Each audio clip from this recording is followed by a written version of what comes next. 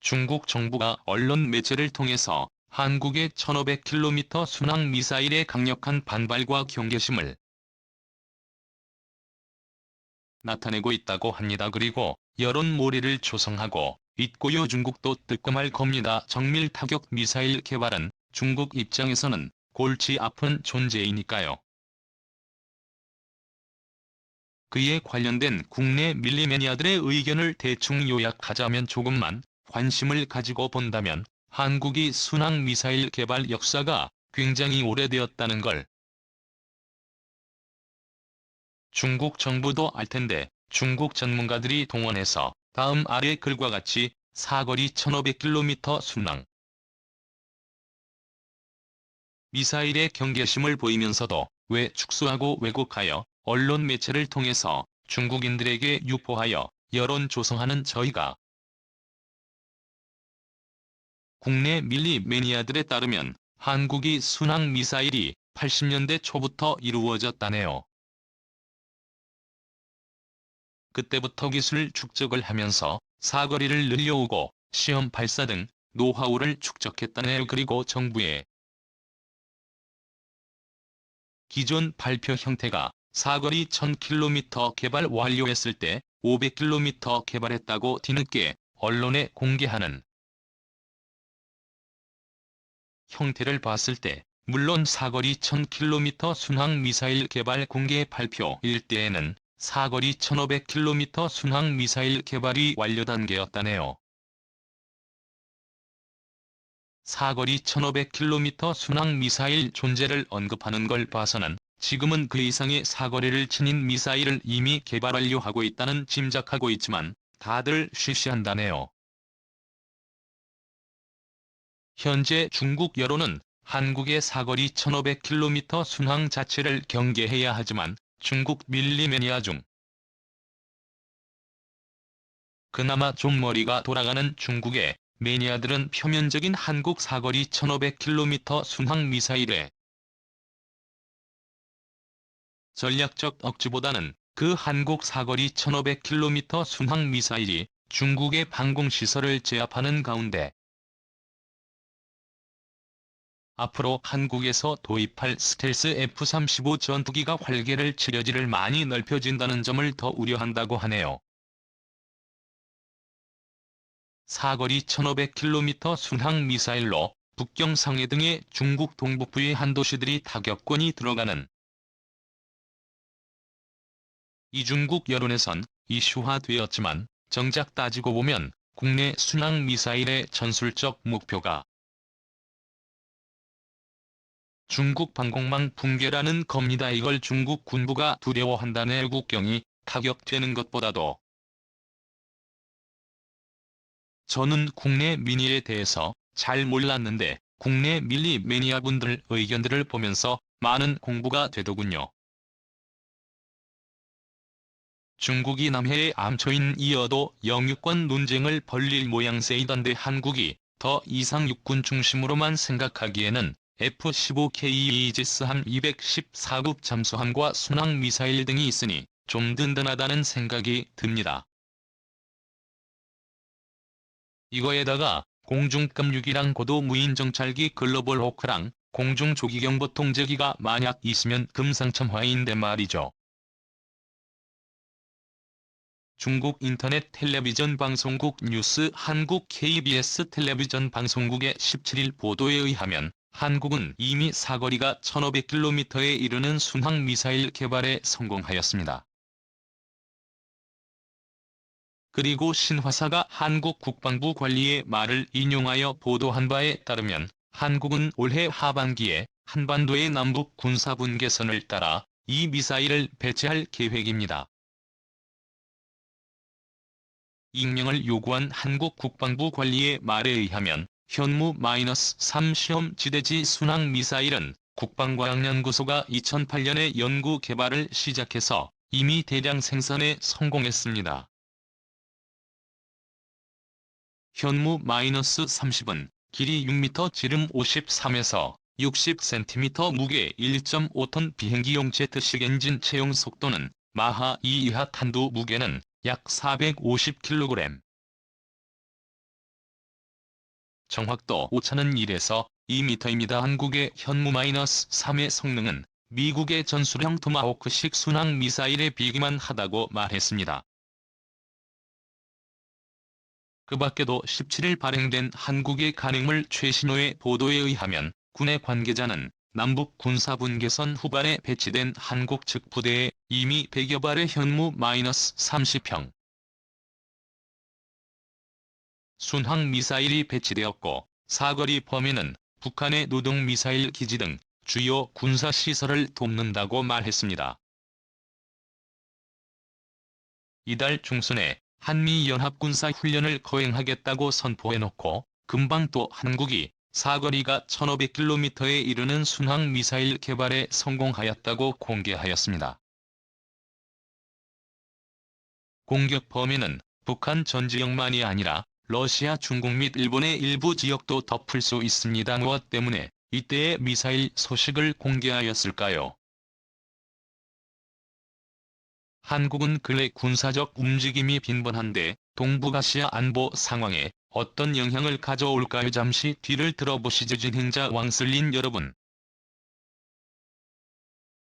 안녕하십니까. 생방송으로 진행되는 시청을 환영합니다. 오늘 우리는 한국의 군사 동향에 관심을 갖게 되었습니다. 한국 매체의 보도에 의하면 한국 국방부 및 국방과학연구소가 사거리가 1500km에 이르는 순항미사일 현무-3을 이미 성공적으로 개발했고 아울러 올해 하반기에 한반도의 남북 군사분계선을 따라 배치를 진행할 계획이라고 합니다. 한국은 왜 한미 군사훈련에 앞서 이 시점에 일어난 소식을 공개할까요? 현무-3 순항미사일은 도대체 얼마나 위력이 있을까요? 한국의 이러한 일련의 움직임이 동북아의 안보 상황에 어떤 영향을 끼칠 수 있을까요? 이런 화제와 관련해서 오늘 방송실에는 우리에게 해설을 해주실 두 분의 권위 있는 귀한 손님을 초청했습니다. 소개를 드리자면 두 분의 전문가 중에 한 분은 본방송국의 특약평론원이자 군사 전문가인 임 소장입니다. 안녕하십니까. 다른 한 분은 중국 국제문제연구소 군비통제연구중심의 주임인 텅지엔진 선생입니다. 안녕하십니까. 텅주인님. 두 분이 방송실에 오셔서 우리의 이런 화제에 참여하신 걸 환영합니다. 먼저 배경 영상을 잠깐 보고 나서 관련 뉴스의 심층적 내용을 풀어보도록 하겠습니다. 스크린을 좀 보시죠. 한국 KBS 텔레비전 방송국은 17일 한국이 사거리가 1500km에 이르는 순항미사일을 이미 성공적으로 개발했다고 보도했습니다.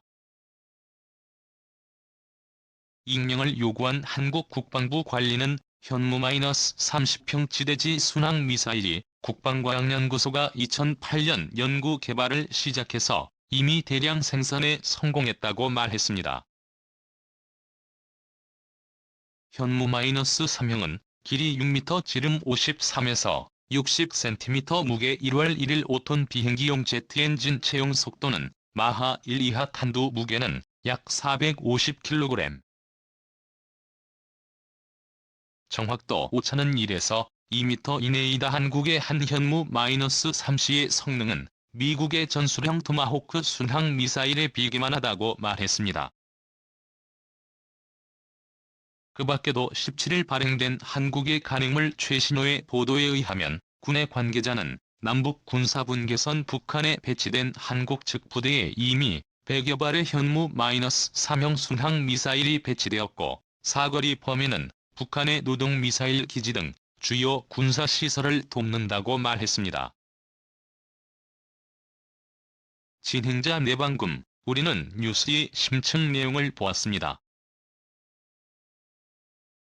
한국의 가히 현무-30 미사일이 미국의 토마호크식 미사일에 견줄 만하다고 말한 것에 주의가 끌리는군요.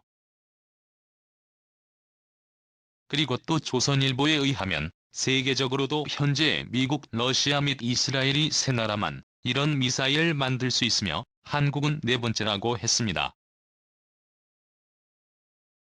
이현무-3은 사거리가 1500km에 이르는데 도대체 얼마나 위력이 있을까요?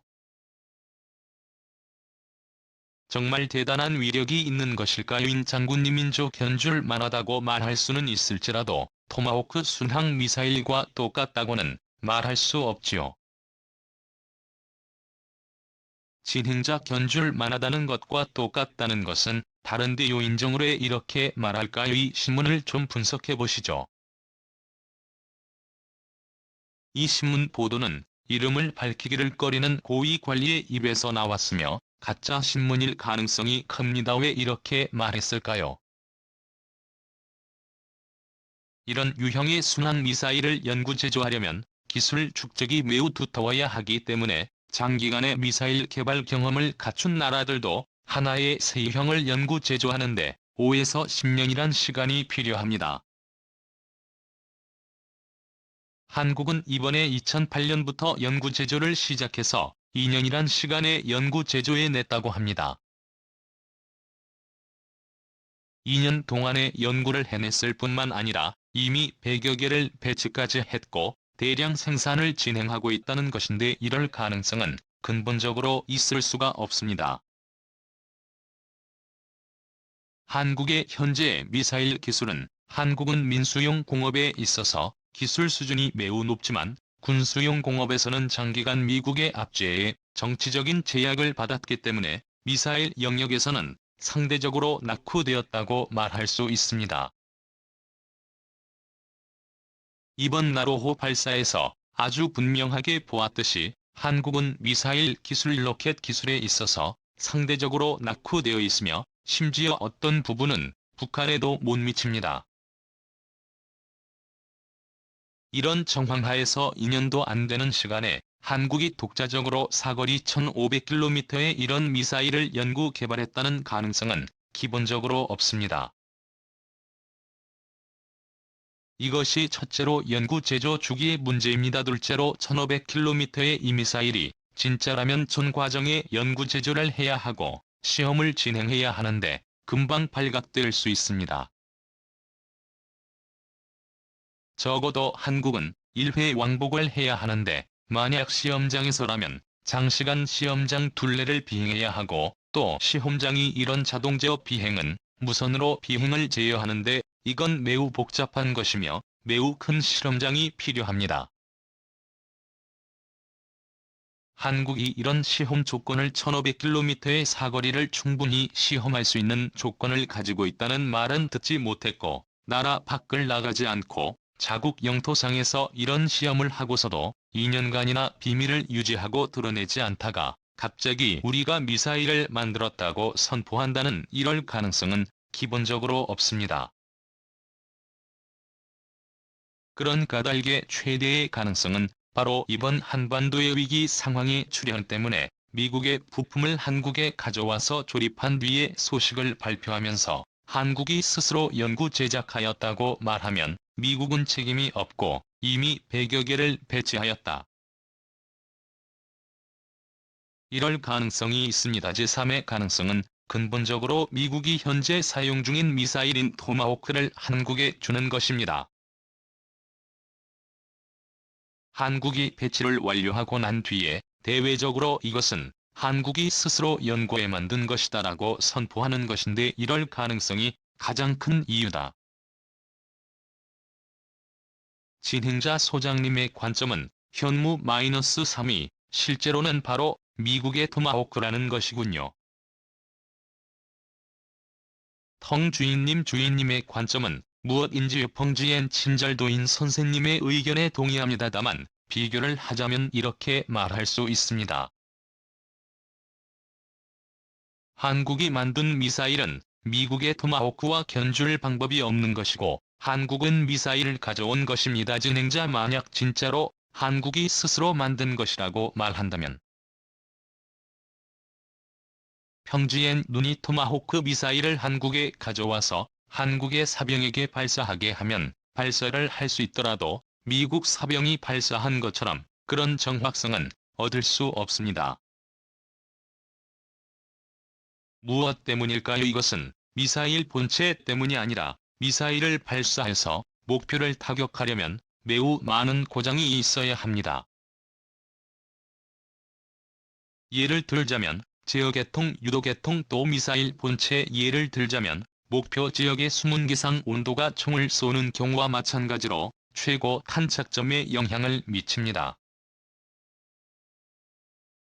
미국은 평화 시에 장기간 준비를 하는데, 예를 들어 미국의 정찰선 정찰기는 시종 우리 해안을 따라서 활동합니다. 그들이 무엇을 하느냐? 주로 그곳 바다 지역의 수문과 기상을 수집하여 두었다가 어느 날 유사시가 되면 그들은 이런 정보를 미사일속에 입력해서 비로소 이 미사일이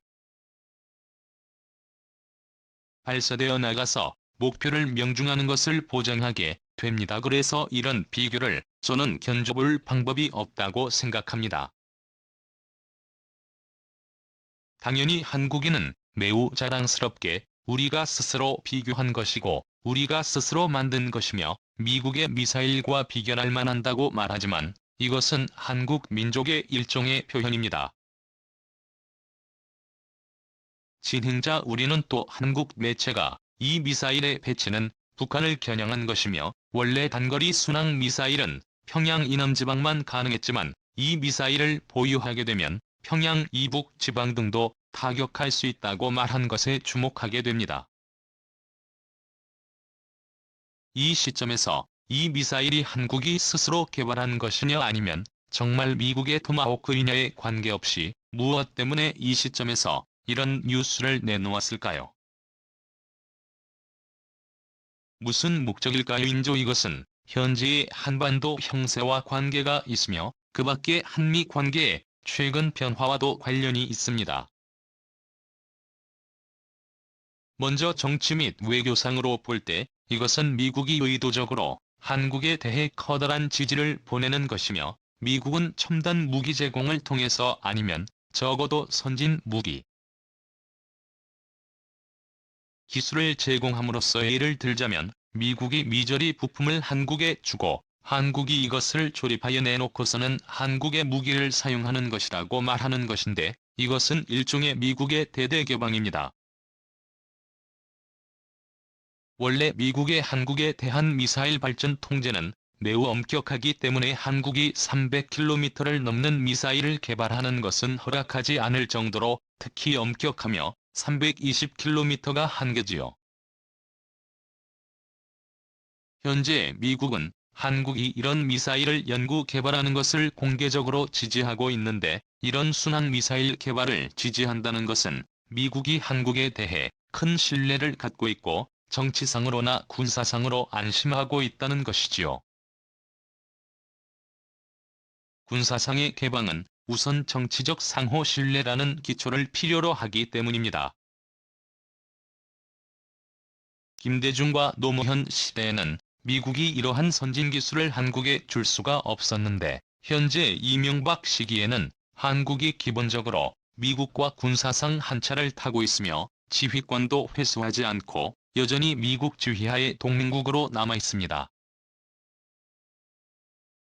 이렇게 미국은 군사상으로 안심하고 있고 정치나 외교상으로도 마음을 놓고 있지요.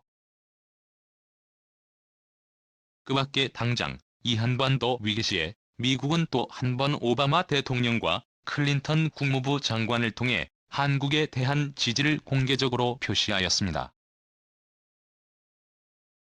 이번 순항 미사일 건은 구체적 행동으로 미국이 자신의 동맹국을 굳건히 지지한다고 공개적으로 표시한 것이며, 이것은 아주 중요한 것입니다.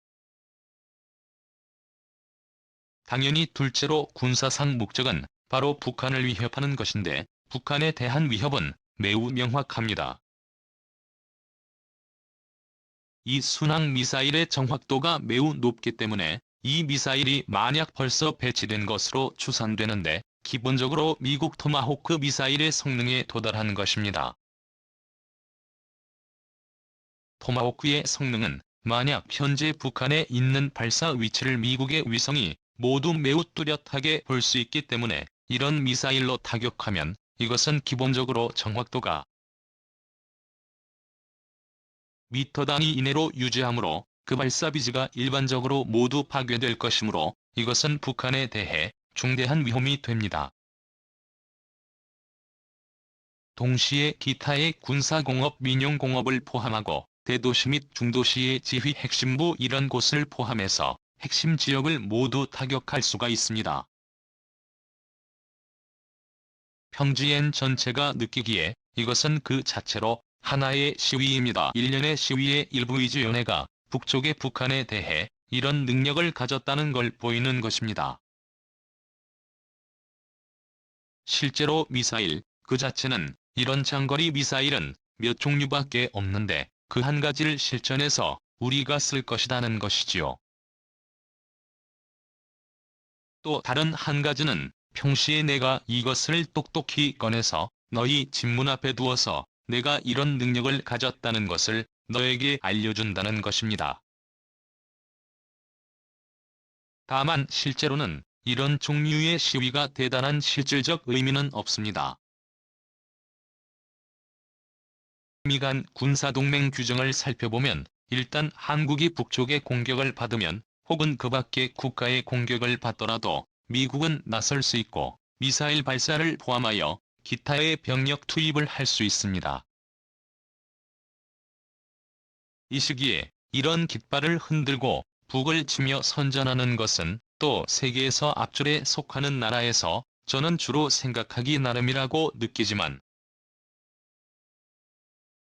예를 들어 한반도 주변 국가들 같은 나라처럼 특별히 북쪽을 향해서 내가 이런 능력을 가졌으니 너는 난동을 피우지 말라고 설명하는 것입니다. 진행자 이상, 우리는 우선 이 순항 미사일 그 자체에 대해 말했는데요.